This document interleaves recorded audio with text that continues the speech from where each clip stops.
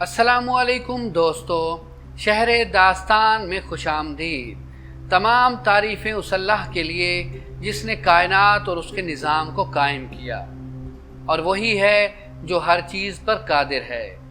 بے شمار درود کائنات کی عظیم ترین ہستی حضرت محمد مصطفیٰ صلی اللہ علیہ وآلہ وسلم اور ان کی پاک آل پر جو باعث وجہ تخلیق کائنات ہیں۔ دعا ہے کہ کریم مالک آپ تمام دیکھنے اور سننے والوں کو ایمان کی سلامتی اور صحت کی بادشاہی عطا فرمائیں۔ آج کی اس ویڈیو میں ہم حضرت نوح علیہ السلام کا قصہ بیان کریں گے۔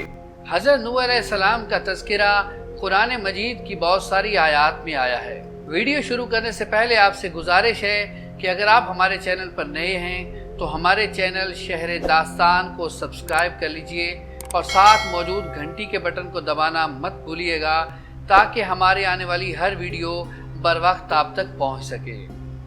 حضرت نوح علیہ السلام اللہ کے برگزیدہ پیغمبروں میں سے ہیں۔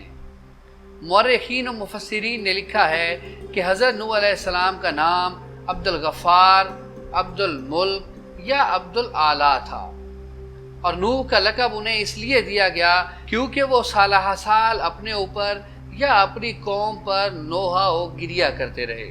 آپ کے والد کا نام لمک یا لامک بتایا جاتا ہے۔ حضرت نوح علیہ السلام نے تقریباً 950 برس تک لوگوں کو اللہ کی طرف بلایا، مگر آپ کی قوم کا جواب یہ تھا کہ آپ بھی ہماری طرح عام آدمی ہیں۔ اگر اللہ کسی کو بطور رسول بھیجتا تو وہ فرشتہ ہوتا۔ حضرت آدم علیہ السلام کے دنیا میں آنے کے بعد ان کی اولاد دنیا میں خوب پھلی پھولی، لیکن ایک مدت گزر جانے کے بعد وہ لوگ خدا کو بھول چکے تھے، اور ایک خدا کی بجائے انہوں نے مٹی اور پتھر کے کئی خدا بنا لیے تھے۔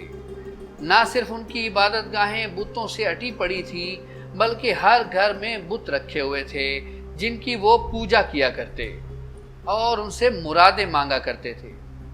حضرت نوح علیہ السلام نے اپنی قوم کو اللہ تعالیٰ کے احسانات جتلا کر سیدھے راستے پر چلنے کی تلقین کی اور اس بری راہ سے منع فرمایا۔ ان لوگوں نے حضرت نوح علیہ السلام کا مذاق اڑایا اور کہا، بھلا یہ بتاؤ کہ تم نبی کیسے بن گئے؟ تم تو ہم جیسے گوشت پوست کے بنے ہوئے ہو اور ہم ہی میں پیدا ہوئے ہو۔ تم میں ایسی کون سی چیز ہے جس سے ہم تمہیں نبی سمجھیں؟ اگر خدا کو نبی بھیجنا ہی تھا تو وہ کسی فرشتے کو نبی بنا کر بھیج دیتا۔ حضرت نوح علیہ السلام نے اپنی قوم کو اللہ کے احسانات جتلائے اور کہا کہ تم کو چاہیے کہ ان بیکار بتوں کی پرستش چھوڑ کر ایک خدا کی عبادت کرو، اور میں تم سے اس کی کوئی اجرت نہیں مانگتا، میں تمہاری بھلائی کے لیے ہی تم کو نصیحت کرتا ہوں۔ لیکن حضرت نوح علیہ السلام کی اس واعظ و نصیحت اور تبلیغ کا ان پر کوئی اثر نہ ہوا، بلکہ وہ حضرت نوح علیہ السلام کا مذاق اڑاتے اور کانوں میں انگلیاں ٹھونس لیتے تاکہ ان کی آواز ان کے کانوں میں نہ پہنچ جائے۔ صرف چند لوگ تھے جو آپ پر ایمان لائے۔ قوم کی یہ سرکشی اور نافرمانی دیکھ کر حضرت نوح علیہ السلام نے اپنے رب کو پکارا کہ اے اللہ، میں اس قوم سے تنگ آ گیا ہوں، اب تو ہی ان سے بدلہ لے۔ تب اللہ تعالیٰ نے حضرت نوح علیہ السلام کو حکم دیا کہ ایک کشتی بناؤ، اور یہ بھی حکم دے دیا کہ دیکھنا اب کسی کی سفارش نہ کرنا، اب ان پر عذاب ضرور نازل ہو کر رہے گا۔ حضرت نوح علیہ السلام خدا کے حکم کے مطابق کشتی بنانے میں لگ گئے۔ جب آپ کشتی بنا رہے تھے تو آپ کی قوم کے لوگ آپ کا مذاق بناتے اور آپ پر طعنے کستے۔ کبھی کہتے، کشتی تو بنا رہے ہو لیکن اس کو چلانے کے لیے دریا کہاں سے لاؤ گے؟ لیکن حضرت نوح علیہ السلام اپنے کام میں لگے رہے۔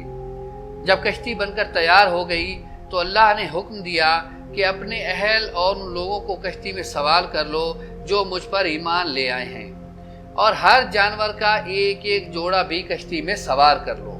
جب سب لوگ کشتی میں بیٹھ گئے تو خدا کے حکم سے زمین کے سوتے پھوٹ پڑے اور اس کے ساتھ ہی موسلا دھار بارش شروع ہو گئی۔ زمین کا پانی بڑھنے لگا اور حضرت نوح علیہ السلام کی کشتی پانی میں تیرنے لگی۔ پانی بڑھا تو حضرت نوح علیہ السلام نے دیکھا کہ ان کا بیٹا پانی میں ڈوبنے لگا ہے۔ آپ نے اسے آواز دی کہ اب بھی آ جاؤ تاکہ خدا کے عذاب سے بچ سکو، مگر اس نے جواب دیا کہ تم جاؤ، میں کسی پہاڑ کی چوٹی پر چڑھ کر اپنی جان بچا لوں گا۔ پانی تھا کہ تھمنے کا نام ہی نہ لیتا تھا۔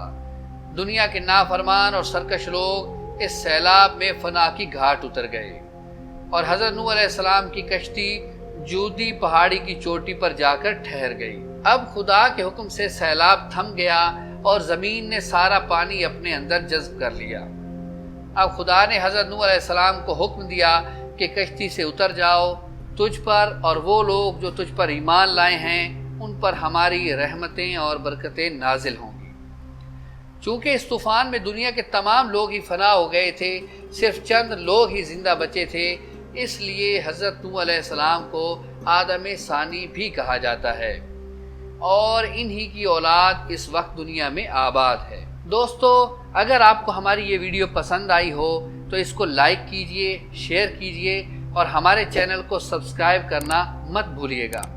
اگر اس ویڈیو کے حوالے سے آپ کوئی رائے دینا چاہتے ہیں تو کمنٹ سیکشن میں ضرور ہمیں آگاہ کیجیے گا۔ اللہ نگہباں۔